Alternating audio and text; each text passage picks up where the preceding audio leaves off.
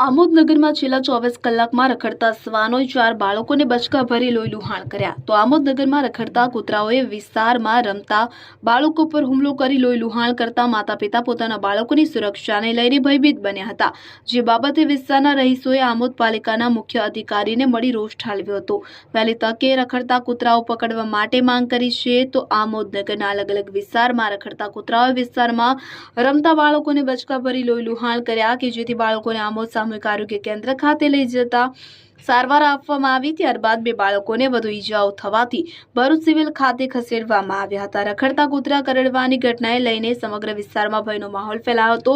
સ્થાનિક રહીશોએ રખડતા કૂતરાઓના આવતા જતા ત્રાસ સામે ગંભીર ચિંતા વ્યક્ત કરી તાત્કાલિક આમોદ નગરપાલિકાના મુખ્ય અધિકારી પંકજ નાયક સામે રજૂઆત કરી હતી। વહેલી તકે રખડતા કૂતરાઓ પકડવા માંગ કરી હતી। તો આ બાબતે નગરપાલિકાના સેનેટરી ઇન્સ્પેક્ટર હિતેશ અંસારીએ જણાવ્યું હતું કે લોકોની રજૂઆત મળી છે કે જેથી તાત્કાલિક રખડતા કૂતરા પકડવા માટેની કાર્યવાહી હાથ ધરવામાં આવી છે। શ્વાન કરડવાના ભોગ બનેલા બાળકો કે જેમાં રોહન મોહસિન પટેલ ઉંમર વર્ષ 4, યાસીન એસ ખત્રી ઉંમર વર્ષ 6, અબુબકર સૈયદ ખત્રી ઉંમર વર્ષ 5, મોહમ્મદ અલી સોએબ દાયમા ઉંમર વર્ષ 6 નો સમાવેશ થાય છે।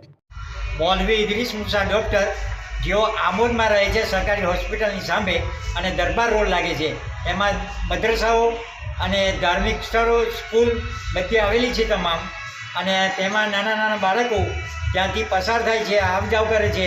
ત્યાં કૂતરાઓનો ઘરમાં કૂતરાઓનો વધારેમાં વધારે ત્રાસ છે।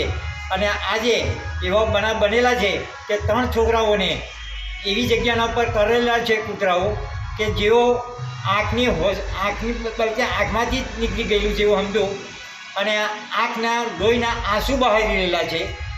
એવી જ રીતે આ કૂતરાનો આજે અમે નગર સેવા સદનમાં આવેલા છું, અને ત્યાંથી હું બોલું છું કે આ કૂતરાઓનો ત્રાસ તાત્કાલિક પકડવામાં આવે।